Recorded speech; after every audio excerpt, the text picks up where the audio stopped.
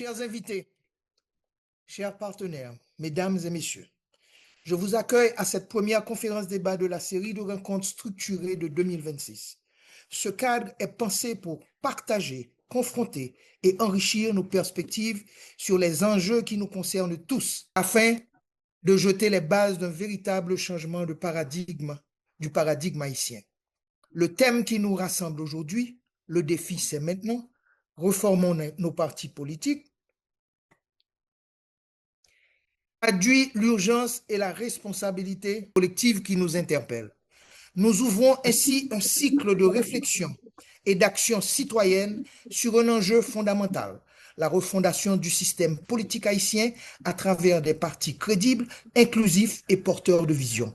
L'émergence de cette nouvelle classe politique ne saurait se limiter au renouvellement de visage.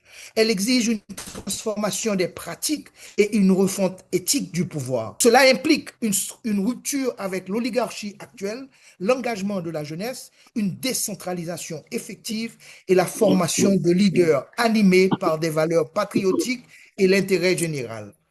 Notre pays ne peut se reconstruire sans institutions solides, sans leadership collectif et sans une culture politique fondée sur la transparence, la compétence et la redevabilité. Que cette première intervention soit l'étincelle qui allumera la flamme appelée à inspirer chaque Haïtienne et chaque Haïtien dans l'œuvre du renouveau national. Je vous souhaite une écoute attentive et une participation active. Merci. Merci à notre chère présidente. Et maintenant, avant que Jennifer, notre modératrice, prenne la parole, et je vais demander à tout le monde de se mettre en position pour la dessalinienne. Pour le pays, pour les ancêtres, marchons Seigneur, marchons Seigneur, dans le vent, peut-être, du sang, soyons salvés, marchons Seigneur, pour le pays, pour les ancêtres, marchons, marchons.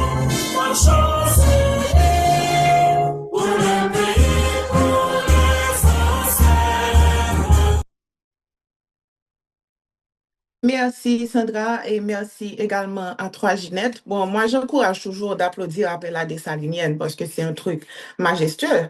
Il faut quand même, c'est le minimum qu'on peut faire maintenant. Ok, d'abord, je dois vous dire bienvenue tout le monde. J'aime toujours dire, à chaque fois qu'on a commencé une rencontre dans la démarche citoyenne, nous, la CAI, nous, c'est un espace côté nous pral boucanter la parole, nous pral parler sous Haïti, de Haïti, et nous estimons que si nous faisons sacrifice pour nous là matin, un gros dimanche, dans tout pays dans le monde, le dimanche qui était un dimanche, mais vous êtes là ce matin, donc c'est une manifestation, on ose croire, de votre patriotisme.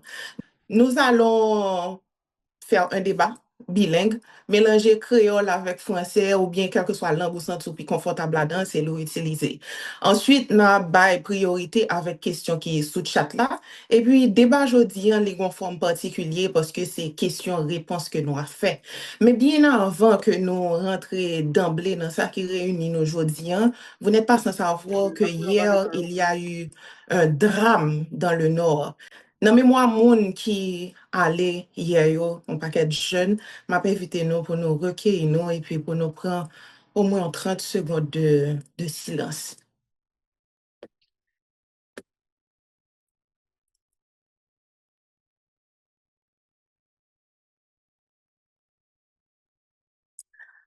Ok, merci tout le monde. Bien avant d'introduire nos intervenants aussi, je vais faire une petite mise en contexte pour vous, pour nous capables de comprendre et connaître qui orientation débat nous gagnons aujourd'hui après. L'émergence de la bipolarisation de la vie politique en Haïti a commencé durant la première moitié du XXe siècle avec le Parti libéral représentant le pouvoir au plus capable et le Parti national incarnant le pouvoir au plus grand nombre. Cependant, ces formations n'ont pas duré longtemps.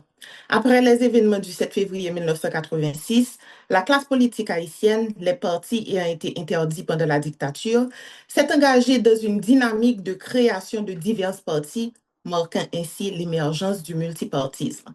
Le décret promulgué par Henri Nafi le 31 juillet 1986 imposait des exigences spécifiques pour la création de partis politiques. Par exemple, il fallait un minimum de 5 000 membres, dûment identifiés et vérifiables par l'autorité étatique compétente.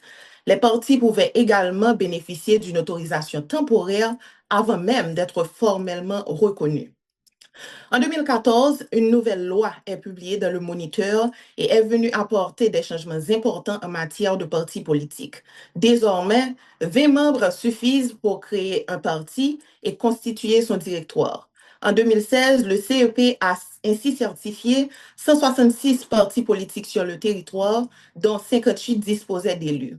Aujourd'hui, ils sont 320 partis et regroupements enregistrés en vue des prochaines élections. Cette prolifération s'est faite au détriment de la cohérence et de la qualité de la vie politique. De nombreux partis sont créés à la veille des élections dans le but principal de bénéficier des financements publics. Cette dynamique les transforme en partis poches, en coquilles vides, dépourvus d'idéologie, de projets structurés et d'ancrage réel de la société. De quelle mesure, dès lors, les partis politiques constituent-ils des obstacles ou des facilitateurs de la démocratie? En 2018, sous la présidence de Jovenel, une tentative d'institutionnalisation des partis a été lancée. Toutefois, cette démarche a échoué. Ainsi, la multiplication excessive des partis, la faiblesse des critères de création et l'absence de vision politique claire rendent difficile toute gouvernance cohérente. Beaucoup de partis n'existent que de manière intermittente, ils disparaissent après les élections, puis réapparaissent lors des scrutins suivants. Certains leaders surgissent sur la scène politique sans que l'on puisse retracer clairement leur parcours, leur soutien ou leurs objectifs. Les partis ne parviennent pas à proposer un projet national structuré, faute de rigueur dans leurs organisations et leur processus de recrutement. Le problème du financement demeure au cœur de cette crise. Aujourd'hui, Haïti est à un tournant crucial de son histoire. La population souffre. Les dernières élections visant à élire un président légitime remontent à plusieurs années, tandis que le dernier président élu a été assassiné. Que devons-nous faire? Alors, avec les intervenants de ce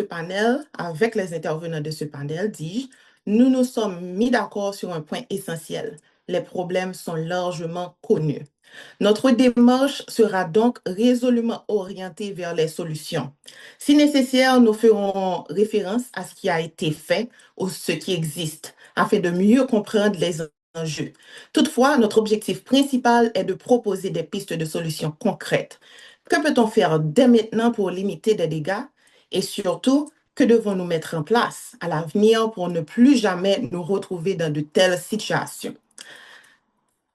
Nous avons un panel de 4 personnes qui sont passées de présentation dans la communauté haïtienne et certainement au niveau international. D'abord, Madame Ginette Chérubin, qui est architecte, activiste, citoyenne, ancienne ministre à la condition féminine et également ancienne membre du CEP.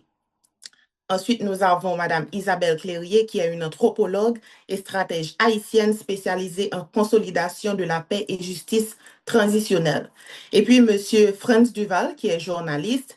Il collabore depuis 1985, ça fait longtemps, hein, avec le quotidien Le Nouvelliste, dont il est l'actuel rédacteur et éditorialiste en chef.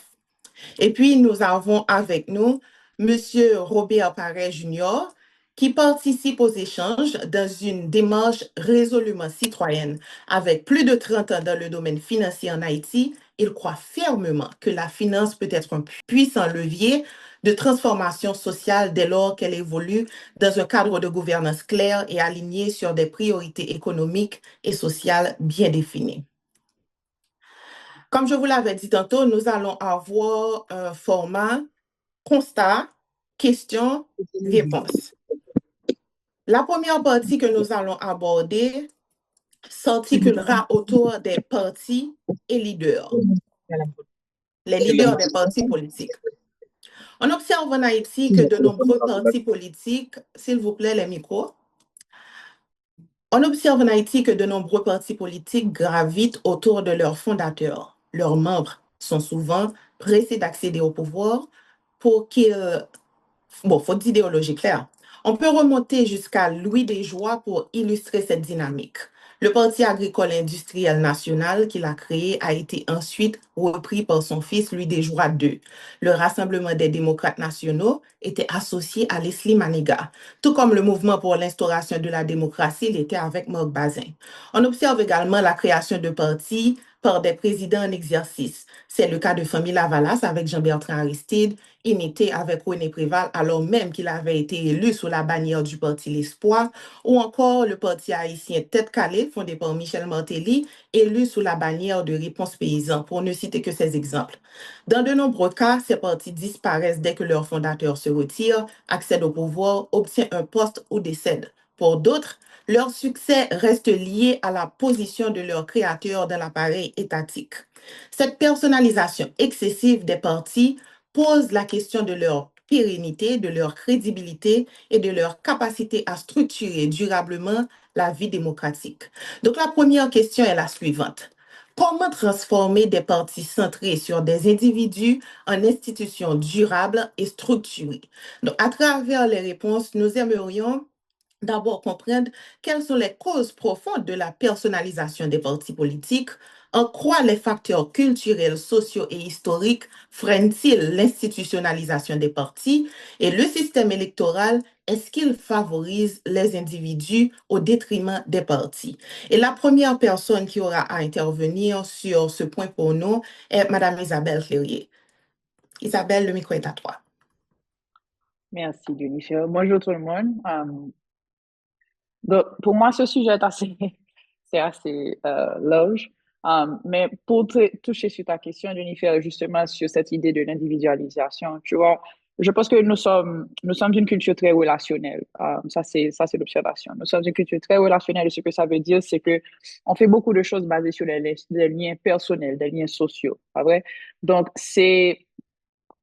pour moi, c'est ce qu'on est en train d'observer un petit peu dans ce phénomène que tu viens de décrire sur les partis politiques qui ont un fondateur. Donc, les gens qui vont rejoindre ça, c'est parce qu'ils connaissent cette personne, ils seront à l'aise avec quelqu'un qu'ils connaissent. Ah ouais, bon, on va écarter tous les autres circonstances que vous avez éliminées un petit peu sur whatever, les gens qui créent des partis pour qu'ils puissent avoir accès au financement et bon, tout ça.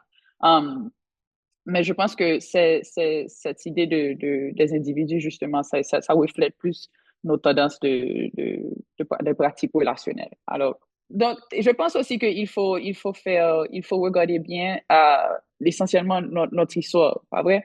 Parce que tu as posé la question sur nos coutumes et notre culture. Je ne suis pas tellement, je n'aurais pas fait l'observation dans le contexte de nos cultures et nos coutumes.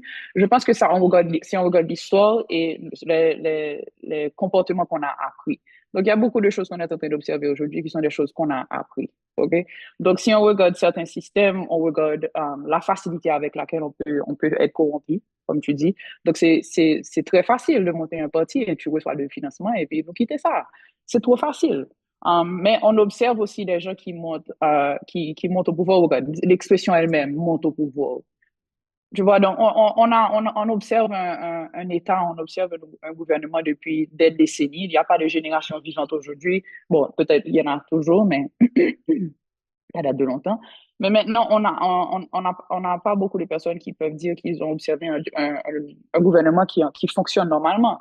La génération de mes parents ont grandi sous une dictature. Moi, j'ai grandi suite à la dictature et j'ai grandi sous un régime militaire.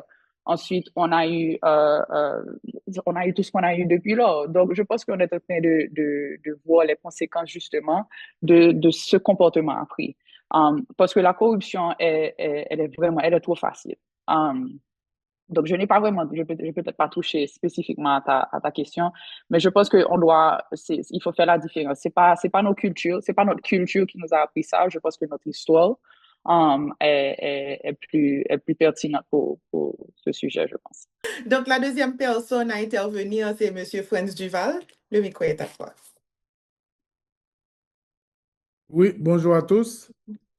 Et très content d'être avec vous. Je salue les intervenants, bien entendu, mais aussi tous ceux qui nous ont rejoints. La question, alors, il se trouve qu'on a déjà oublié la question parce que ça fait un petit moment. Mais moi, Comment je dirais- Je Oui, peux reprendre. allez-y. Non, vas-y, s'il te plaît. Comment transformer des partis centrés sur des individus en institutions durables et structurées? Donc, à travers la réponse, nous aimerions comprendre d'abord quelles sont les causes profondes de la personnalisation des partis politiques. Deuxièmement, en quoi les facteurs culturels, sociaux et historiques freinent-ils l'institutionnalisation des partis?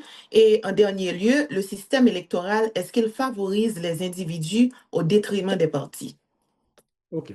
Bon, d'abord, moi, je crois que c'est toujours et partout normal que ce soit des individus qui lancent des partis politiques. C'est comme ça ailleurs. C'est une idée, c'est un manifeste, c'est une idéologie. C'est comme ça on fait. Mais ensuite, il faut une organisation. Et c'est à partir de ce moment que commence le parti politique en lui-même. Ce parti politique peut être organisé de façon totalement pyramidale, c'est-à-dire il y a le chef en haut et puis les autres qui sont en bas, qui sont des membres. Mais le parti peut être beaucoup plus collectif avec un comité à sa tête. Le but, c'est de prendre le pouvoir. Tous les partis politiques ont le même but. Maintenant, qu'est-ce qui s'est passé dans le cas haïtien? Dans le cas haïtien, il y a eu des idées pour créer des partis. Je ne vais pas remonter aussi loin que le Parti libéral et le Parti national. Mais on va voir ce qui s'est passé après 1986. Jean-Bertrand Aristide est arrivé. Il est arrivé très tôt sur la scène politique en 86 et il a fait des propositions. Autour de lui se sont agrégés des hommes. Ils ont fini par monter un mouvement. C'était une nébuleuse au début. Au final, ça a été un parti. Ça a pris le pouvoir une première fois, une deuxième fois. Il y a eu des scissions. Il y a eu beaucoup de partis Lavalas qui ont pris naissance à partir du tronc originel. Et ils ont repris le pouvoir avec René Préval encore. C'est-à-dire que les idées Lavalas, si on peut les appeler comme ça, ont donné suite à des choses. Ce qui a toujours manqué, c'est le parti lui-même. Parce qu'un parti, c'est des membres, et pour être membre d'un parti, il faut adhérer à une charte. En Haïti, souvent, on ne sait pas qu'est-ce qu'il y a comme charte. Il faut payer des cotisations parce que le parti doit vivre. En Haïti, personne n'a jamais, à ma connaissance, payé de cotisations pour être membre d'un parti politique. Et ensuite, il faut avoir des objectifs communs. On a des candidats, on appuie ces candidats, on cherche des moyens, on prend le pouvoir, on met des gens au pouvoir, et au final, c'est ça, gouverner. En Haïti, malheureusement, souvent, dans le cas des autres, on n'arrive pas à mettre en place la machine. Et aujourd'hui, on a des partis qui ont 2 ou 3 membres, mais qui arrivent quand même à mettre des gens ministres. Et c'est là qu'on a échoué. On a raté ce que à l'étranger on a pu faire, c'est-à-dire monter des partis politiques qui sont des organisations. Ici, on a des partis valises, comme on les appelle, c'est que tous les partis politiques tiennent dans les quelques documents de reconnaissance légaux que la personne a dans son sac. Et avec ça, la personne peut accéder au pouvoir et partager le gâteau qui aujourd'hui est l'idéologie générale. C'est comment partager le gâteau, comment avoir sa part de gâteau. Et ça nous met dans les drames qu'on a eu hier à la Citadelle et les autres drames qui vont nous atteindre un peu plus tard, parce que nous pas organisé, nous pas qu'à organiser parti politique là, nous pas qu'à organiser pays, mais entre-temps, on a mangé. Merci, Franz. Ginette, le micro est à toi. Alors, je dis bonjour encore et effectivement, je présente mes sympathies à tous les parents, les victimes de ce que vous avez signalé qui s'est passé à la Citadelle. On n'a pas encore les détails, donc. Bon. Alors, il faut toujours commencer sur une triste note en Haïti depuis quelque temps. Pour répondre aux différentes questions, moi, je vois que ceux qui sont intervenus avant moi n'ont pas insisté sur la question de culture et de pratique aussi, de coutumes, etc. Moi, je pense qu'il faut se tourner vers ces facteurs-là. Pour moi, il y a d'abord un héritage ancestral. La société africaine est tribale, elle est dirigée par un chef. Même si je vais très loin, mais je veux le dire quand même. Et dans notre trajectoire historique, il y a le séquelles de l'esclavage. On a toujours un commandeur, un colon, etc. à nous donner des ordres. Donc, je pense que ces choses-là, quand même, sont intériorisées et passent de génération en génération, même si c'était consciemment. Maintenant, si on va dans l'histoire immédiate, on parlerait de l'héritage de la dictature. Il faudrait parler de l'héritage de la dictature. Autoritarisme, totalitarisme, mégalomanie, culte de la personnalité. Mais nous avons vécu tout ça et nous sommes marqués par tout cela. Et dans le contexte d'émergence des partis politiques post-dictature après 86, Les partis étaient formés par des hommes de la diaspora, la plupart d'entre eux, puisque en Haïti, on ne pouvait pas avoir de parti. Ça se faisait très clandestinement. Donc, les premiers partis ont été formés par je dis des hommes, parce que je ne me rappelle pas, Madame Siller, je pense qu'il y avait un parti politique. Malheureusement, il n'y avait pas eu de femmes. Donc, ils et elles sont venus de la diaspora. Ils ont évolué, d'une part, loin de la dictature. En quelque sorte, ils étaient endoctrinés, rodés en politique. Et donc, ils sont apparus comme des leaders transcendants. Et c'était l'exemple, il fallait les suivre parce qu'on n'avait pas encore la pratique des partis politiques. Ça, c'est la première réponse que j'aurais donnée qui est liée à notre histoire et à notre culture. Maintenant, vous dites en quoi ça bloque? Bon, je pense qu'il y a une résistance normale au changement. On est bien ancré dans ces pratiques-là. Et donc, et puis il y a toujours l'incertitude et on a toujours peur un peu du renouveau, quoi. Donc ça, c'est normal, c'est pas propre à Haïti. Et puis, les pratiques qui sont liées aux facteurs que j'ai cités,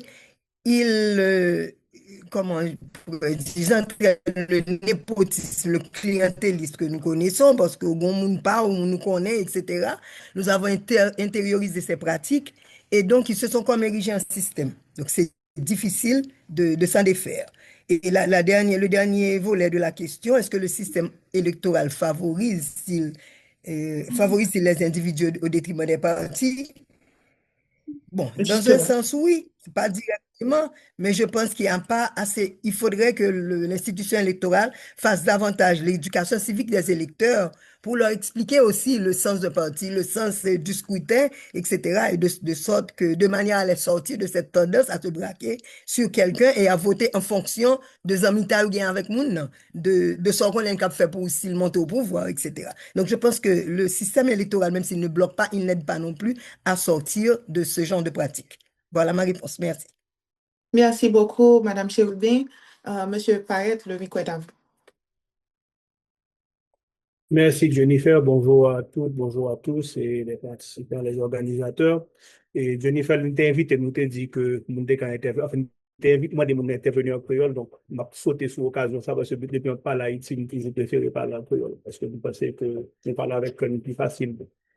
Et sous question proposée là, question de personnalisation, nous, Ginette Chérubin fait dit, nous avons des aspects de coutume, des aspects qui en dans nous, qui définit qui gens nous interagit avec chef, avec autorité.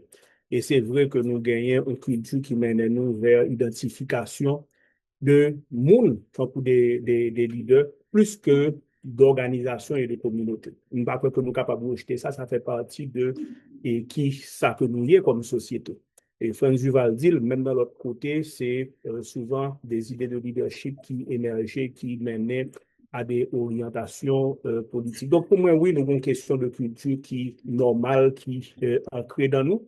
Et malheureusement, je crois que, et pour moi, défier légèrement de questions que nous posons, est-ce que c'est le système électoral là, qui favorise ça? Je pense que c'est le choix que nous faisons en tant que société, déjà à la base, même dans la Constitution. Et pour qui ça me dit ça? Alors, question, il n'est pas fini définir, on a parlé de leadership, est-ce qu'on a parlé de président, est-ce qu'on a parlé de représentant législatif, et moi-même, dans une question en dimension plus large, ça. Et Constitution, 87 ans, amendé, comme observateur citoyen que nous ayons, il crée un bagage qui, à la rigueur, pas correspond à culture, nous, côté que nous essayons de créer des structures de partis politiques, nous essayons de créer une structure de tourner sur les partis qui pas nécessairement fait avec ça que nous-mêmes nous habitués. D'ailleurs, nous élevons un président qui gagne très peu de pouvoir et nous baille des parlementaires pour répondre en réponse à des périodes dictatoriales, des pouvoirs et des privilèges qui viennent créer justement un clientélisme politique, qui viennent créer une propension de monde qui rentre dans des partis pour prendre pouvoir. Et comme pouvoir vient séparer et que parlementaire vient gagner un pouvoir déterminant, c'est lui-même qui vient créer clientélisme politique là que demain monde qui président que nous élit comme leader que nous voyons, lui oblige à rentrer dans des deals politiques. Lui oblige à rentrer dans une négociation avec des personnalités et c'est ça crase parti politique d'ailleurs après dans tout exemple que nous citons ou bon migration de monde qui passe de un parti à l'autre, de un leader à l'autre simplement pour aller courir derrière ça que nous pourrons parler sûrement dans le reste et intervention à courir derrière un budget, je dis 3 milliards pour 320 partis, ça invite à créer un personnel politique dans un pays où on a très peu de richesses, donc côté que mon a couru, prend politique en tant qu'un tremplin économique. Merci, Monsieur Paret. Deuxième aspect que nous allons toucher aujourd'hui, c'est identité politique. Parti politique. L'identité politique d'un parti, ses idées, ses valeurs et sa vision se reflètent aussi dans sa dénomination. Des chercheurs montrent que les noms de partis sont souvent influencés par leur époque. Au lendemain de la dictature, on constate que de nombreux partis intégraient dans leur nom des termes comme national, nationaliste, progressiste, démocrate ou démocratique. La dénomination traduisait alors les préoccupations majeures de l'époque. La démocratie, le nationalisme et le progrès constituaient les imaginaires dominants. Aujourd'hui, cette cohérence semble s'affaiblir. Des noms comme Parti Chrysla ou Parti politique Miracle Haïti, bon, c'est ça, au seulement prend liste la capi longue, soulèvent des interrogations sur leur contenu politique réel.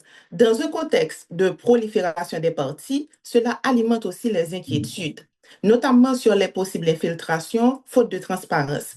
Par exemple, l'existence d'un chef de gang portant un nom similaire à un parti comme Chrysla peut susciter des doutes au sein de la population, qui ne dispose pas toujours des moyens de vérifier les liens éventuels. Pourtant, même les partis religieux d'autrefois affichaient clairement leur orientation comme le Parti démocrate chrétien haïtien ou le Parti social chrétien haïtien. Donc, me fait parenthèse, ça, c'est une façon pour montrer que le truc, c'est pas le fait que c'est des partis religieux, mais plutôt qu'ils savent défendre. Cela montre l'importance d'une dénomination cohérente avec une identité politique réelle. Donc, la question est la suivante. Comment reconstruire des partis avec une identité claire, crédible et utile pour le pays? À travers les réponses que nous prenons, nous allons dans un premier temps comprendre quelles sont les causes de cette crise d'identité des partis politiques. Deuxièmement, quels critères permettraient de définir un parti sérieux, structuré et crédible en Haïti? Et en dernière position, quel rôle doivent jouer les médias à ce niveau? Avec mon a commencé, c'est M. Franz Duval. Mikwapo. Bon, alors, moi, je ne pense pas que les noms aient quoi que ce soit à voir avec la réalité des partis. Et c'est plutôt une mode, comme vous avez expliqué. À un certain moment, on était très occidental. On avait pris les noms qui existent à l'étranger. Souvent, ça n'avait rien à voir avec la réalité du parti lui-même et avec l'orientation des leaders. Mais tout simplement, comme non, ça a été belle, comme non, ça nous était de l'autre côté. On a fait ça aussi pour les équipes de football à un certain moment en Haïti. Bref, ça n'a aucune espèce d'importance dans la réalité des partis eux-mêmes. Maintenant, les noms actuels, c'est presque normal, il y a 320 partis politiques pour nous obliger inventifs. Mais c'est la même réalité, c'est les mêmes contenus, c'est les mêmes partis valises, c'est les mêmes partis qui n'ont aucune espèce d'idéologie, des fois qui ont des leaders vraiment inexistants, parce que s'il y a 320 partis inscrits, il est difficile pour moi-même qui journaliste pour m'identifier 320 chefs de parti qui ont présence souterrain. Tout ça pour dire que les non partis politiques, bon, ça va, ça vient, mais c'est pas là notre problème. Notre problème, c'est la façon, ma pour dire encore, j'aime te dire tout à l'heure, à chaque fois que nous entrons dans un processus, que nous entrons dans thématique, nous dévoyer thématique là. Nous faisons ça avec droits humains, nous faisons ça avec démocratie, nous faisons ça avec élection, nous faisons ça avec quel que soit processus que Haïtiens, mes frères, moi-même, tout même gens, n'entrer là-dedans, nous dévoyer. Parti politique aujourd'hui, il oblige à chercher des noms originaux, il a chercher des noms frappants. Mais moi, dans la nouvelle liste, moi, dans activité que les livres en folie. Depuis 4 ou 5 ans, il y a des auteurs qui croient qu'il faut qu'ils font un titre choquant, un titre qui dit bêtise pour les gens qui parlent de livres. On a parlé de livres, de littérature, de pensée. Ça t'a supposé un bagage encore plus structuré. Eh bien, nous faisons comme ça dans le livre, nous faisons comme ça dans la poésie, nous faisons comme ça dans la musique, je veux dire, nous faisons dans la partie politique. Tout simplement pour avoir un peu de visibilité. Mais moi-même, ça qui inquiète, ce n'est pas quel que soit le non-parti politique là gagnant, mais c'est contenu. C'est qui ça ne voulait faire avec eux. Et moi, crois qu'à chaque fois, nous dévoyons les processus, nous dévoyons les instruments que enfin, l'histoire inventée, et puis nous finissons par faire tourner un bagage. Bon, je ne vais pas dire, bon, je ne vais pas employer d'expression pour qualifier ça, mais enfin, ça donne les résultats que cela donne, et on a vu ça. Pour tourner sur ce qui te dit tout à l'heure, parti politique avec individus, moi, une phrase, moi, je dis dans la nouvelle, c'est qu'Haïti, nous aimons les vierges. Jean-Bertrand Aristide, partenaire politique avant, le président.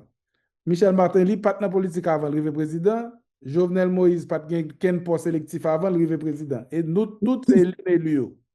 Demain matin, je suis presque sûr, nous allons chercher l'autre vierge, nous mettons président prochaine fois qu'il y a élection, parce que c'est comme ça, nous y est tout. Nous tous chercher des bagages originales et ça donne les catastrophes qu'on connaît aussi. Merci. Deuxième monde, c'est Ginette, micro à vous. Oui, merci. Alors, moi-même, m'a dit que m'a dit, j'ai plus généreux que M. Duval, parce que moi, M. Duval, très sévère, surtout là, il a parlé de noms, comme des noms, tout noms, c'est des noms pointés de l'extérieur, etc. Il a dit que c'est relatif quand même, parce qu'il y a des partis qui, justement, par rapport à une certaine triture que gagne la question politique là, ils ont fait des choix d'orientation politique, on est capable de dire. Si on est capable de citer, par exemple, RDNP, OPL, c'est quand même pas un nom pour un nom, même fusion aussi. Moi, je pense que non seulement ils ont identifié comme parti de gauche, social-démocrate ou démocratique chrétienne, mais non seulement identifié comme tel, ils appartenaient à des réseaux, tout, côté que souvent, on tendait à le représenter parti, à retourner, on fait des résumés de ça fait, etc. Certainement pas 10 sur 10, même penser que il y a quelques partis quand même qui définissent à partir d'une idéologie assez claire. Cependant, faiblesse idéologique là, c'est la généralité. La plupart des partis, ils pas connaissent, ils pas dire ça que les idéologies, mais en tout cas, ils n'ont pas articulé aucun programme autour d'une idéologie, autour d'une vision, parce que c'est partant de l'idéologie qu'on vision à dégager. Et à partir de vision, on est capable d'élaborer un programme. Donc, manquer contenu souvent dans le bagage, la plupart des partis, effectivement, bon, il y a une confusion identitaire qui est assez marquante, quoi, assez manifeste. Et donc, c'est pour ça tout que l'électorat n'a pas fait confiance. Il n'est pas crédible auprès de l'électorat. Bon, l'autre remarque, tout, c'est que nous plus habitués à faire de manifestations, de mouvements de protestation, de mouvements de libération, que nous habitués à évoluer à partir de structures idéologiques, nous réfléchir autour de eux. Ça, c'est une raison tout qui fait que l'idéologie n'est pas solide. Nous plus à faire bruit, gesticuler au lieu pour entrer dans la profondeur de la réflexion idéologique. Moi, je pense que c'est toute bagage qui fait que manquer de cohésion idéologique, manquer d'identité, manquer d'identité idéologique. Moi-même, moi, que parti a brassé une espèce de nébuleuse, la plupart de eux a brassé une nébuleuse idéologique. Et critère qui peut définir un parti sérieux en Haïti, bon, on a un parti sérieux tout court, pas seulement en Haïti. C'est justement ça me dit qui idéologie, qui vision du monde que le gagne, qui projet de société que le gagne, et Haïti, la société haïtienne, qui permet de faire face aux défis du moment, face à construction pays, à transformation sociale. Je pense que c'est surtout à partir de critères ça, nous sommes capables de juger et valeur un parti politique. Et un parti politique sérieux, j'en ai dit. De même tout que nous avons une charte organisationnelle, des règlements internes, une discipline de parti. Et tout ça rentré parmi les critères, il y en a d'autres certainement, mais d'abord, c'est vision du monde là, projet de société et comment nous allons relever des défis à travers des axes programmatiques. C'est comme ça pour nous être capable de connaître si au sérieux, si capable de dire au sérieux. Eh bien, pour médias, moi-même, c'est plutôt un rôle d'information que et puis on fait des formations et d'éducation. C'est pas seulement se faire payer pour faire la promotion, pour pas son slogan, bon, bah, comme ça, le parti, même pas c'est un rôle tout de formation et d'information pour faire, pour aider le public là, qu'on est justement qui parti pour le d'abord au sérieux et comment pour la voter, parce que les médias étaient capables de jouer un rôle comme ça, ainsi que l'État, les institutions dans le CEP, ils ont un rôle tout pour faire pour orienter l'électorat vers les partis sérieux, allons le dire comme ça, entre guillemets. Je vous remercie. Merci Isabelle, micro à vous. Merci. Moi, son phénomène que m'a regardé, c'est ces gens nous fait, je m'en regarde pour ce que je viens de souligner justement, c'est cette idée, ce manque d'idéologie, pas vrai? C'est que gain pile parti cap monter et puis yo pas bien vision, yo gain projet, pas vrai? Yo ka dire que yo gain projet pour région pa yo, pour zone yo, pour secteur yo, ou regarder moun qui nan parti et puis projet yo pas l'intéresser secteur ça yo ou bien région ça yo. Mais pour moi, c'est concept idéologie, ça. De chaque fois, moi, dans des espaces et puis m'a regardé, j'en ai fait des débats, j'en ai essayé de monter en sorte de vision ou bien un plan d'action sortant d'un atelier ou quelque chose comme ça. Même là, nous pas vraiment arrivé faire en vision vraiment, pas vrai? Donc, nous pas bâti sur des stratégies, nous avancé avec projet, avec un petit idée ici, un petit idée là. Donc, pour moi, ça montre bon, en pile bagaille. Mais m'a regardé Jean nous fait conversation ça yo, justement pour comment est-ce qu'on peut vraiment envisager une vision nationale pour tout le pays, pour le contrat social, pour tout ce genre de choses, comment est-ce qu'on peut favoriser toute la population et non pas aller vers un secteur particulier ou quelque chose. Mais je pense que vraiment, ça sont difficultés que nous gagnons en pile. Et je pense que ça a montré nous, juste la déconnexion. Nous déconnecter, vraiment nous déconnecter de certaines réalités. Et il y a des gens qui parlent chita, qui parlent non, non, non, il n'y a pas fait projet d'agriculture, c'est très bien, on n'a pas de problème. Mais c'est le genre, les recommandations, je ne sais pas si vous avez jamais vu ça, vous avez jamais observé ce phénomène. On va articuler une sorte de recommandation ou une vision sur, on va améliorer les conditions, ou bien on va améliorer les conditions de vie de telle zone. C'est quelque chose tellement large et non spécifique. On ne veut pas dire qui gens va le faire. Il n'y a pas nous vraiment des étapes. Il n'y a pas vraiment montré nous une stratégie. Moi-même, pas contre pour nous, mais moi-même, parce que ça n'a regardé tout, c'est que nous, nos pays, nous pas jamais vraiment, ouais, ça la démocratie. Nous fait élection peut-être, d'accord, mais le système que nous y a, nous pas vraiment jamais observer le système, nous marcher, j'en pas doué marcher. Et nous avons pile méfiance envers l'État. Moi-même, honnêtement, personnellement, chaque fois que je un monde qui voulait, qui a fait partie, immédiatement, je me suspecte immédiatement. Mais ça, c'est mon réflexe parce que ça, c'est ce que j'ai vu, moi. Moi, fait, moi, juste après la dictature, on a regardé ça. Donc, il faut que nous gardions tout historique, nous, dans ce sens que nous pas vraiment genre, observer le système ça qui a fonctionné, genre, a doué. Nous parlons en pile de réformes, mais nous pas dans un contexte côté que nous avons fait réformes, vraiment. Ça qui là, pas doué maintenant, nous côté nous arriver vraiment pour nous faire des types de réformes. Mais là, maintenant, ça n'a pas observé, c'est juste la conséquence de plusieurs générations d'impunité. Parce que encore une fois, pour cette expression, nous monter sous pouvoir, on en prend pouvoir. C'est de l'idée que nous gagnons comme si, depuis monter dans l'État, tout le monde, tous les fonctionnaires de l'État avec lesquels j'ai jamais interagi, quitte ces ministres, c'est un employé du ministère, si c'est la seule personne qui représente ce ministère dans un espace, tout le monde pense que c'est chef yoye. Donc, ça, c'est un petit peu, ça touche un petit peu peut-être les séquelles de la dictature, et pas de la dictature seulement, pardon, de l'esclavage dont je signalais tout à l'heure. Nous gagnons sort de like un complexe. Depuis nous monter, nous arrivons dans une petite place d'autorité, tout le monde c'est chef yoye. Donc, c'est pas normal. J'ai rencontré le chauffeur de Jovenel Moïse une fois qui s'est présenté comme le vice-président du pays, guys. Donc, pour vous dire que nous avons une perception de l'État, c'est complètement déconnecté des réalités que le pays a, donc ce qu'on a besoin. Donc, on a monté sous pouvoir et puis, au pas le jour, c'est chef yoye. Donc, les partis auront les mêmes aspirations, disons. Merci Isabelle. Monsieur Paet Mikwapo.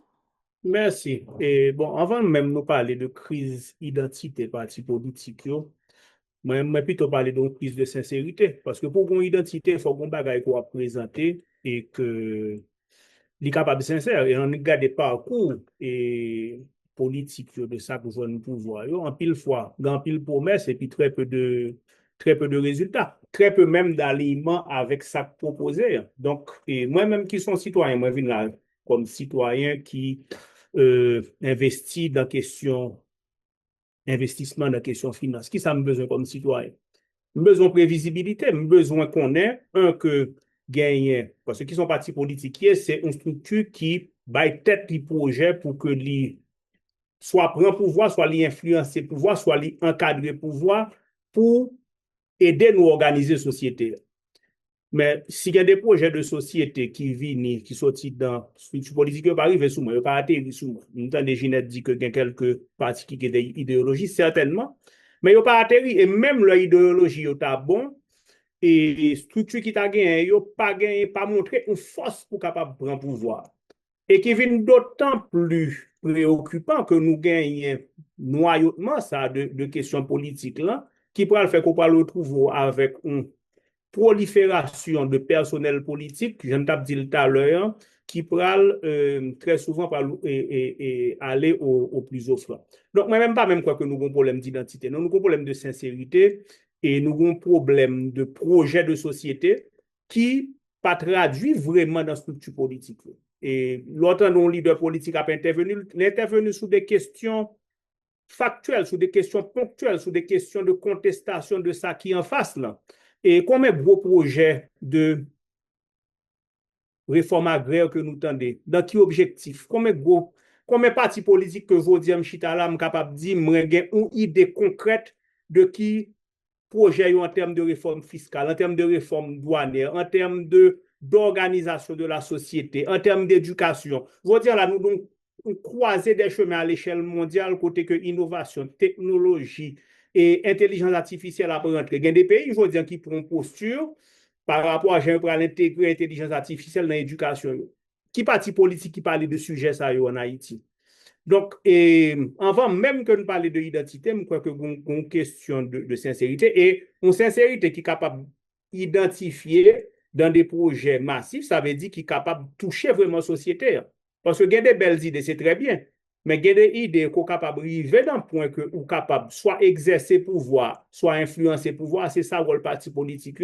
Ça, moi, pour Corel, et beaucoup divisé par 320 encore moins. Merci infiniment à chaque monde qui prend la parole. Si il y a monde qui fait connecter, c'est un débat des marches citoyennes à pas organiser. Thème jeudi, c'est le défi, c'est maintenant réformons nos partis politiques. Et puis, nous rappeler que l'objectif là, c'est surtout joindre des solutions parce que nous entendons que problème yo tellement évident, nous connaissons. Donc, ensemble, on a réfléchi sur solution jeudi. L'autre point que nous allons aborder, c'est justement vision et programme parti. Un programme politique devrait normalement être au cœur de tout parti politique. Il constitue l'outil principal permettant aux citoyens de comparer les offres politiques, de comprendre les propositions faites et après les élections de demander des comptes et d'exiger des résultats. Dans notre contexte, on est davantage habitué aux promesses qu'aux réalisations concrètes. Très souvent, les campagnes électorales sont centrées sur les personnalités, tandis que la présentation et la vulgarisation de programmes politiques clairs, accompagnés de calendriers d'exécution, sont relégués au second plan. Les partis semblent ainsi davantage préoccupés par la conquête du pouvoir que par la formulation d'une idéologie structurée ou d'un programme cohérent. Pourtant, c'est précisément le programme politique qui devrait permettre de connaître leurs priorités, leurs solutions concrètes proposées, les moyens d'action disponibles ou envisagés, ainsi que leur vision à court, moyen et long terme. Question, Kounia, c'est Sambral dire là.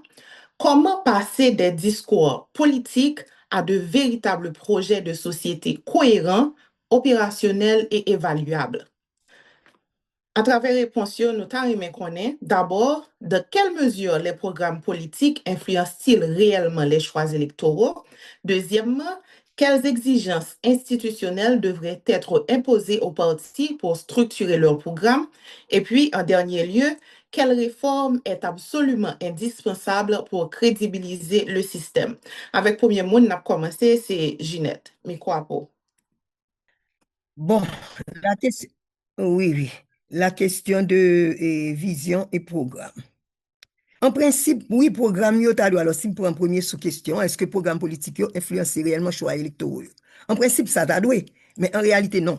Parce que nous parlons des programmes vraiment, c'est ça nous dit, et plusieurs monde dit l'enfant, moi, nous parlons de programmes vraiment articulés, qui structurent en vision claire et pertinente. Yo pas bien structuré, il y a des défauts de stratégie, yo réduit à des promesses et à des slogans. peu convaincant, souvent peu convaincant et non mobilisateur. Et puis, il y a un déficit communicationnel tout pour faire atteindre ça non, offre politique yo au plus grand nombre. Donc, moi, je pense que premier problème qui pose, là, on a parlé de programme et de vision.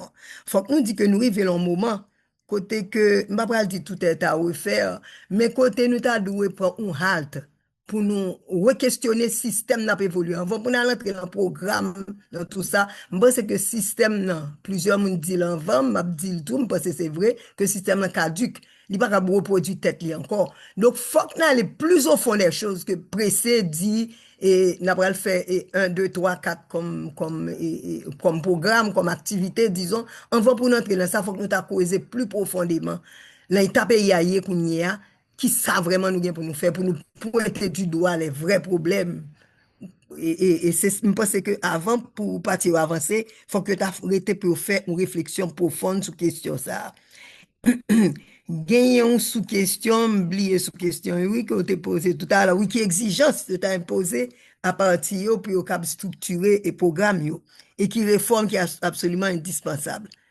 Bon, moi-même, moi, pense que exigence là difficile, parce que c'est pas notre bras le baillot, parti à libre, choisir orientation, etc. Nous ne pouvons pas parler d'exigence, même pense que l'État, à travers l'institution électorale, à travers l'école, etc., t'as dû élaborer non seulement des programmes d'éducation civique pour responsabiliser les gens plus, mais des programmes qui sont capables de permettre parti mieux structurer tête yo, de sorte que yo arrive à une vision plus claire et des programmes plus consistants. Par exemple, yo fait ça dans notre pays, l'État qu'on offre à côté de financement parti politique, l'État est capable d'offrir un renforcement des capacités. Il est capable un support pédagogique à travers des cycles de formation autour de, par exemple, organisation interne, gestion, même élaboration de programme, ou apprendre à faire ça, ouais, et question de communication, et en même temps faire tout une éducation à la tolérance, au pluralisme, à la transparence, à la reddition de comptes, etc. Par exemple, ONU Femmes, tu fait une formation, que tu participé là-dedans, tu es une panéliste, par exemple, côté que pour inciter les femmes à aller en politique, je pensais tout que, mesdames, il y a des formation de base que tu as mérité. Donc, tu fais une formation dans ce sens, sous campagne électorale, comment pour une campagne électorale, etc. Formation des cadres et tout ça. Donc, c'est ça, je pensais que tu es capable d'aider parti. Deux choses. De leur côté, eux-mêmes, tu dois faire formation, tu dois avoir cadre à faire formation ailleurs, tu dois inviter de monde faire formation pour eux. Bien support l'État, tout, support pédagogique l'État est important. Même parce que avant tout, et là, on m'a parlé du lieu de membre de Montana. Parce que c'est pour ça, et notamment du BSA, parce que Montana, pour qu'on ne parle de fragmenté, c'est une autre histoire, mais la question de transition, de rupture que nous prenons, c'est parce que le système, ça n'a pas capté bien encore. Il faut d'abord que nous allions dans le fond du système, non? Ouais, la question de corruption, la question qui a parlé d'oligarchie, qui a servi de doublure avec hommes politiques qui ont même des fossoyeurs de patrie, qui a utilisé les laisser pour compte, aux âmes, etc. Tout ça, c'est pourri. Est-ce que nous sommes capables de tout, moi, des partis politiques construits sous écosystème pourri, ça? Le ventre pourri de la bête me vient en tête. Donc, c'est ça. Il faut creuser les choses au fond, et puis en même temps, pour partir structurer, former tête. Bah, prendre plus de temps. Merci. Merci. Deuxième monde qui a intervenu. Une seconde. Deuxième monde, moi, c'est bien Monsieur Franz Duval.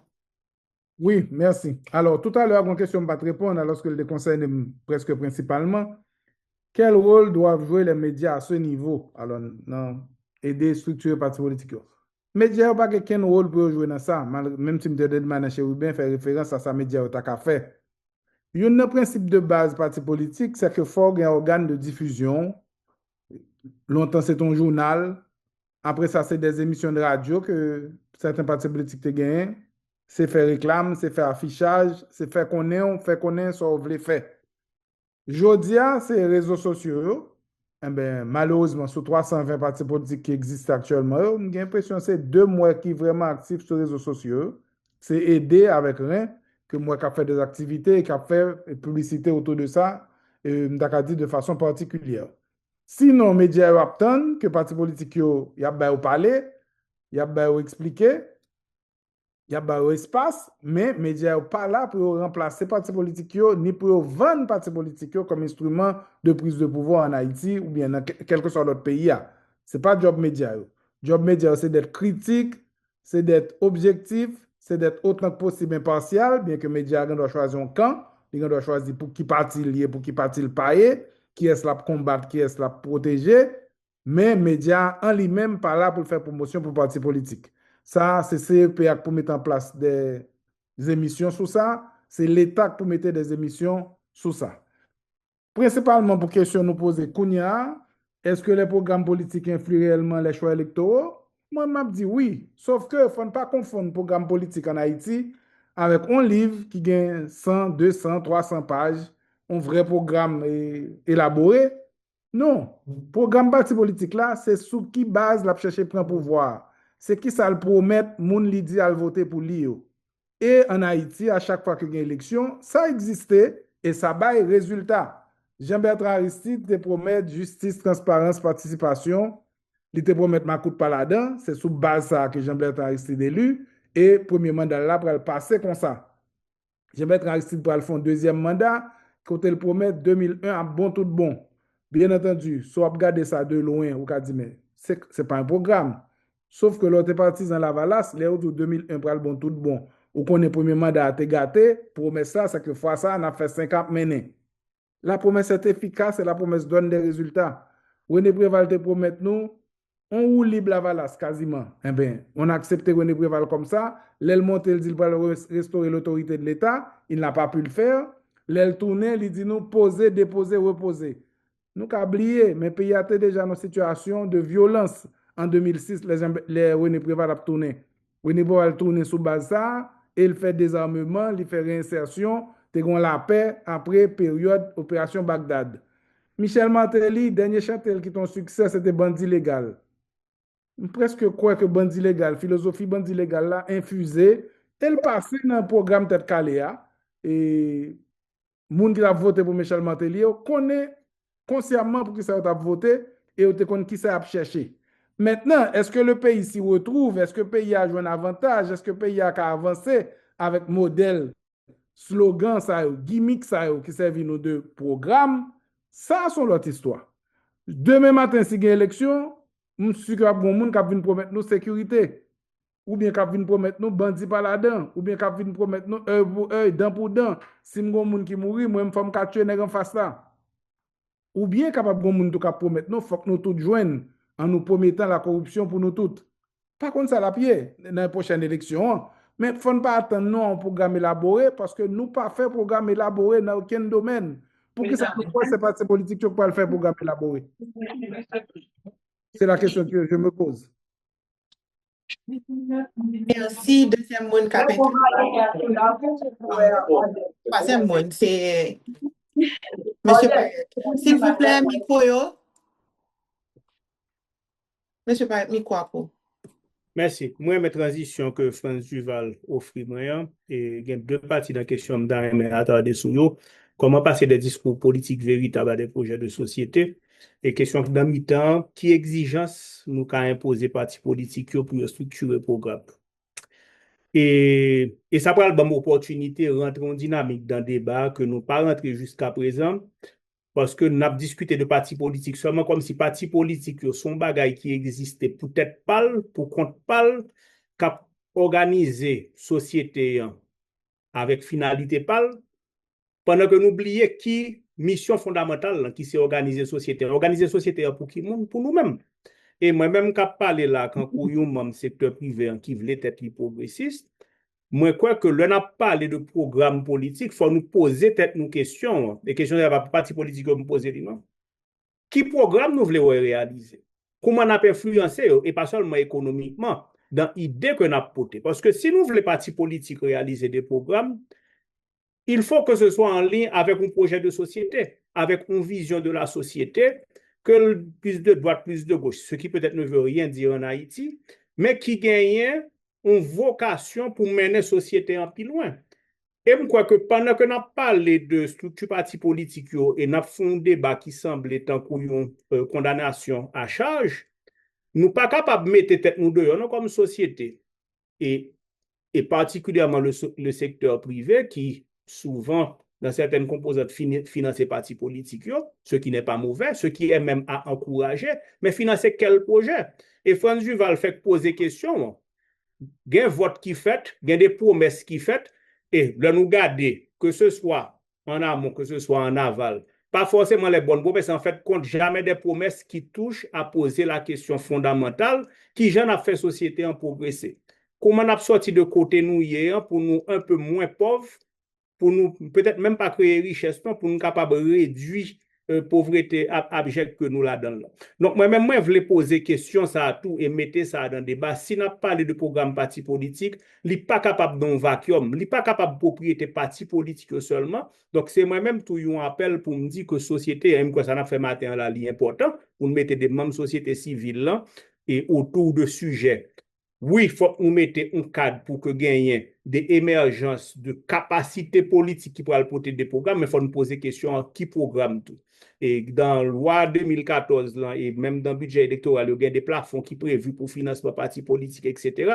C'est très bien, mais il faut nous connaître qui ça que nous voulons financer, qui ça que nous voulons vraiment nous-mêmes comme société, et son appel tout pour partenaires dans le secteur privé pour dire faut nous-mêmes tout nous gagnons, disons nous gagnons un bagage que nous voulons orienter et moi dans l'autre pays à côté que me visiter que c'est en République dominicaine que c'est Jamaïque qui c'est deux pays que me visiter souvent ce sont des projets de société qui sont initialement initiés, poussés par la société civile et surtout par le secteur privé qui sont appropriés et le secteur privé a aussi ce rôle à jouer de s'assurer d'encadrer, dans son, même s'il devait réfléchir comme de manière égoïste, d'un propre intérêt pâle, mais de manière plus générale pour la société dans son ensemble.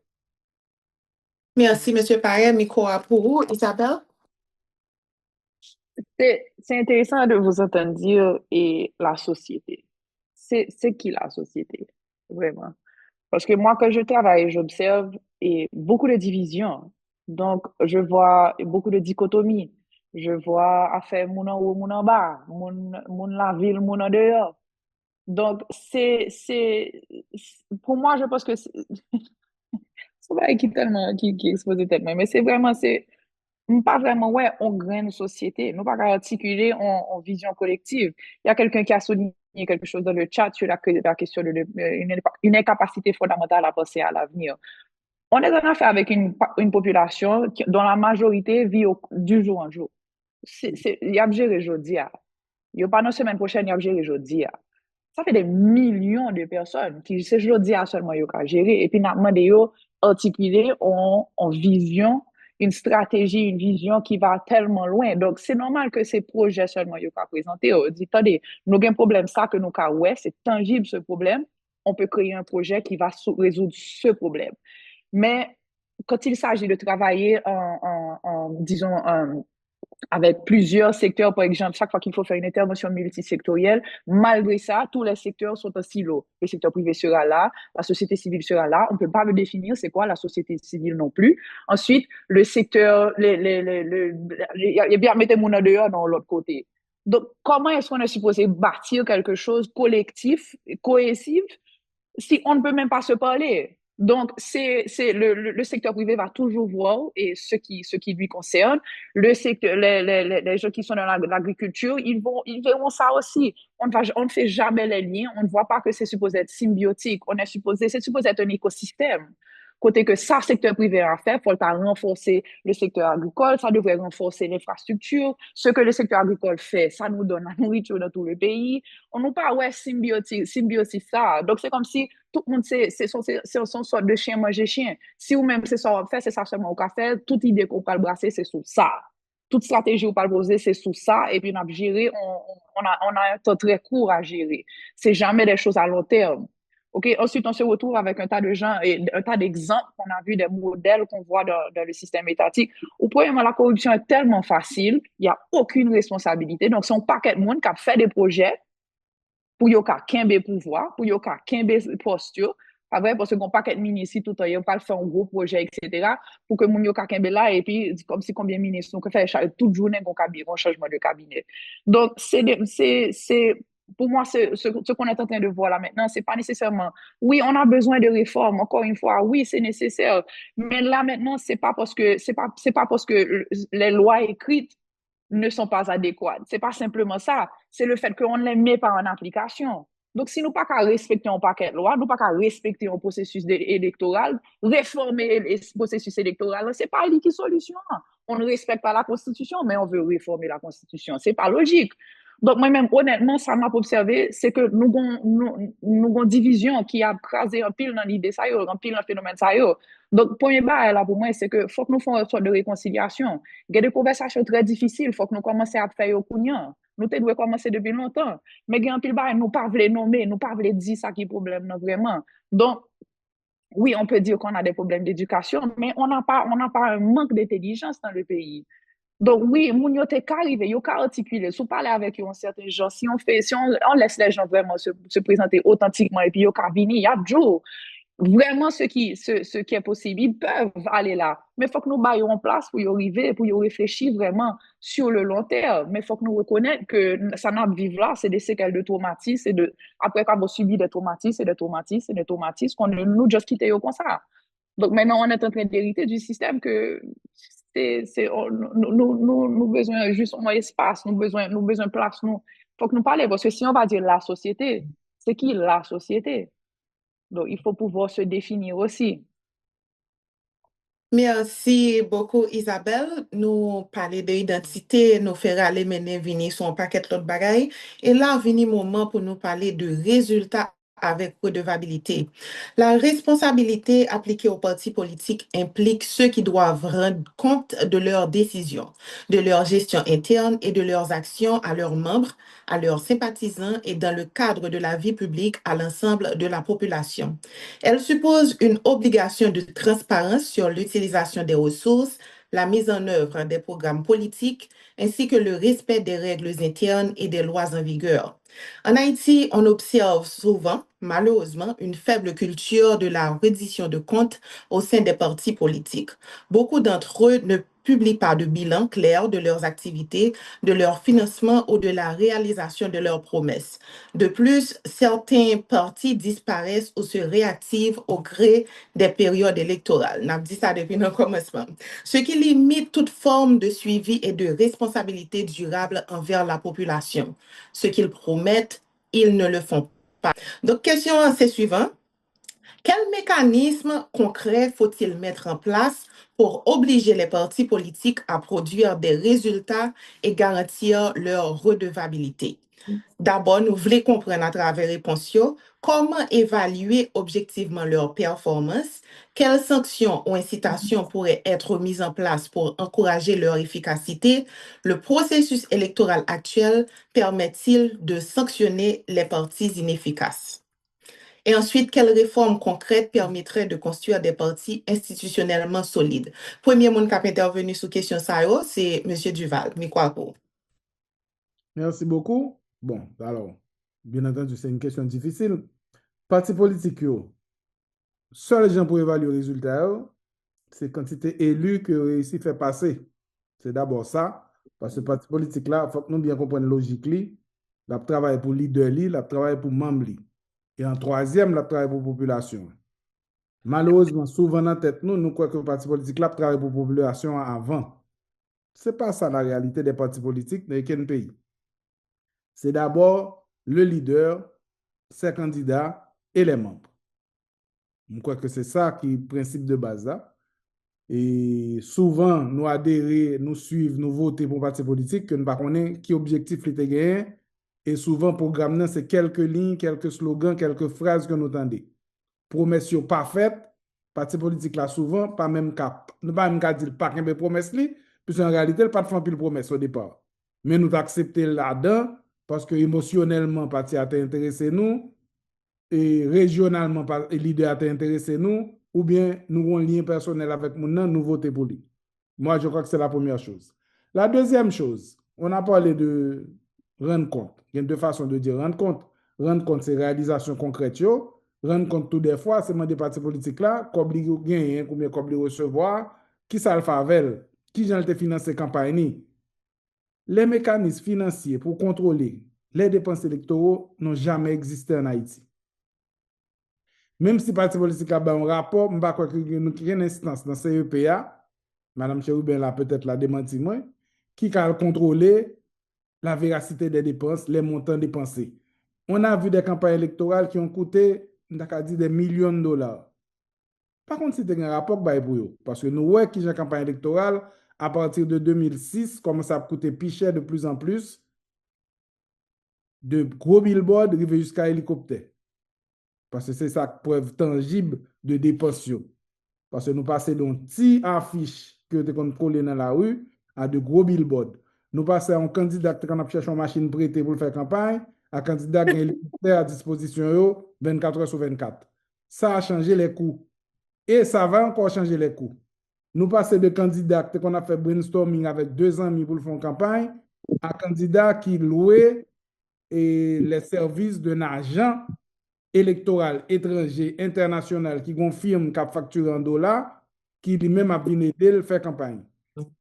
Je ne sais pas si on peut prendre ça en compte. Par contre, si c'est le pays équipé pour prendre ça en compte, je ne sais pas même quoi que le pays a réfléchi à ça qu'a privé là. Au final, même gens dans le procès pour Jovenel Moïse, nous avons des firmes internationales qui ont bidé quasiment pour aider à faire un coup d'État parce que pour des contrats après. Jodi a, n'importe qui sur la terre, on doit décider la bider, la mettre comme son candidat pour le prendre pouvoir, pour le prendre pays. Parce que nous pas mettre en place instance de contrôle, nous pas mettre en place instance de surveillance. Nous croyons que le parti politique là, nous bagaille, un bel bagaille, c'est-à-dire pour laisser changer le pays, il va faire le pays à marcher, mais de plus en plus prendre le pouvoir en Haïti, c'est pas ça le veut dire. C'est combien de qui gagne là, combien de nous avons fait, combien de nous avons fait, comment on a fait pour nous faire plus de cob. Je crois que si nous ne pas mettre bien lunettes pour nous, qui sa réalité a, eh bien, nous faisons comment se tromper. Nous faisons comment se faire des conférences pour essayer de comprendre la réalité des partis politiques. Les partis politiques là sont coquilles vides, qui parlé de me prendre pouvoir pour me régler un bagaille. Pas pour me régler pays, c'est ça lié jeudi en 2026 en Haïti. Merci. Merci, Franz. Pas de souci. D'abord, question principale, c'est quel mécanisme concret faut-il mettre en place pour obliger les partis politiques à produire des résultats et garantir leur redevabilité? À travers réponse, nous souhaitons comprendre comment pour nous évaluer objectivement performance parti politique, quelles sanctions ou incitations pourraient être mises en place pour encourager leur efficacité et le processus électoral actuel permet-il de sanctionner les partis inefficaces et en dernier lieu, quelles réformes concrètes permettraient de construire des partis institutionnellement solides? Deuxième monde qui est intervenu, sous sujet ça, sous point ça, c'est M. Robert Paret Jr. Mikwapo. Merci Jennifer. Bon, c'est certainement thème sous panel aujourd'hui que moi j'ai moins habilitation pour intervenir sur lui puisque je ne suis pas connecté avec le monde politique là. Cependant, position moi fait que participation dans certains espaces sociaux qui réfléchi pays et qui regardé faire des benchmarking permettent moi connecter avec des modèles qui, comme je pense que faut nous au moins explorer parce qu'il est clair, une fois que nous disons, pas capable de parti politique solide, pas capable de projet de société solide avec prolifération de partis politiques sérieux. Et je crois que le pays, il faut nous garder pendant que nous avons parlé de réforme et nous sommes capables d'inspirer de dire, c'est le Bénin. Et me une chance dans un espace collaboratif de des présentations, y compris de monde dans le système politique bénin qui vient faire jeter les yeux sous lui un petit peu plus. Le Bénin, non seulement culturellement, socialement, semble nous en pile, mais et dans la structure politique, il a gagné des bails qui te semblent en pile à ça que nous y veux dire. Sous l'année 2000, et les réformes du Bénin dans le système électoral, il y a plus que 200 partis politiques. Il y a tout proliféré, même ça que nous vivons là, je veux dire. Bénin font une série de changements fondamentaux, côté que les forcés partis politiques dans les réformes, viennent des structures nationales. Et de plus de 200 partis politiques qui ont passé, je dis, je crois que dans la dernière élection, il y a environ 12 partis qui étaient dans la liste. Et il y a un bail qui était semblable à ça, nous, je dis.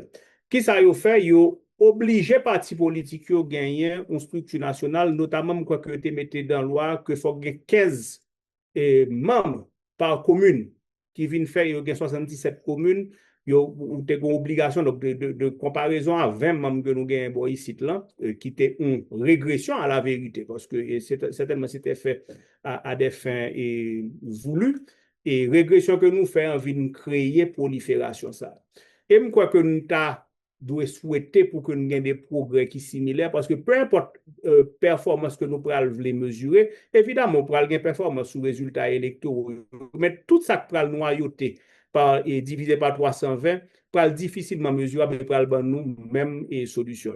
Moi, d'accord avec Isabelle, et il est difficile pour nous parler de respecter la Constitution. Là, nous pas même essayer d'appliquer. Cependant, il faut que nous poser tête au-delà de la Constitution qu'il a. Est-ce que la Constitution nous gagne en tout? Sont Constitution qui permettent nous exécuter des programmes et créer de vrais partis politiques solides.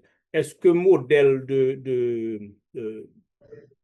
de partis politiques là, avec le système premier ministre, etc., qui baille parlement, on prépondérance par rapport à monde que nous pensons que c'est eux pour le pouvoir, est-ce que là permet de nous créer des partis politiques qui plus solides? Donc, ce sont gros questions que liées. Donc, et ça, tout le monde croit que son bagage pour nous mettre dans le débat.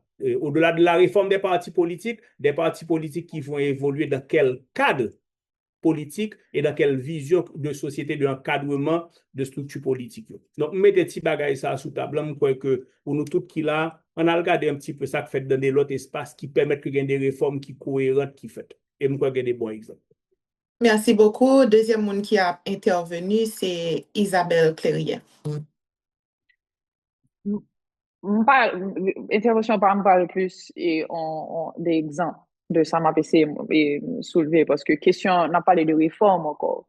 Moi, je suis avec un expert politique quelconque, Madame Chérie, ben, tu me corrigeras si je n'ai pas raison, mais voici ce que ça l'a expliqué pour réforme. Il t'a parlé de gens qui ont fait tabulation vote. OK? Donc, il arrivé en dehors, il a expliqué, il t'a donné mon exemple de une commune, blié commune, c'est une commune dans le sud, côté que, mon a fait tabulation vote. Mais nèg k'ap fait tabulation, hein, c'est c'est cousins, j'oublie le poste des personnes qui sont les chefs des sections pour les centres de vote. Mais bref, c'est comme si c'est cousin moun ça ou bien c'est un moun pas. Nèg ça, OK? Son moun qui et puis la fait tabulation vote et là bah mon exemple de procès-verbaux qui sont rédigés à la suite. Vote yo jeté parce que nèg l'ont fait une faute d'orthographe parce qu'il faut l'écrire à la main, il doit écrire les chiffres à la main. Ils font faute d'orthographe, ils ont jeté vote là. Donc, que c'était des votes légitimes ou pas, peu importe, mais pour quelque chose comme ça, donc ils ont jeté vote là. On y en a parlé de réforme du processus électoral. Là, est-ce que c'est des réformes ou bien est-ce que c'est moun? Est-ce que c'est moun qui problème là ou bien c'est le système qui problème là? Donc, un exemple. Après, ensuite, on a parlé, et puis dans ta mise au contexte, Jennifer, tu avais parlé de la diversité, par exemple. On a parlé de qui j'en ai créé des partis politiques qui divers, etc., etc. Un exemple, encore une fois, on parle beaucoup de la participation des femmes dans la politique. Je n'ai jamais rencontré une femme haïtienne qui n'est pas intéressée à s'engager. Soyons clairs. Regardez l'espace que vous avez convenu aujourd'hui, pas vrai? Mais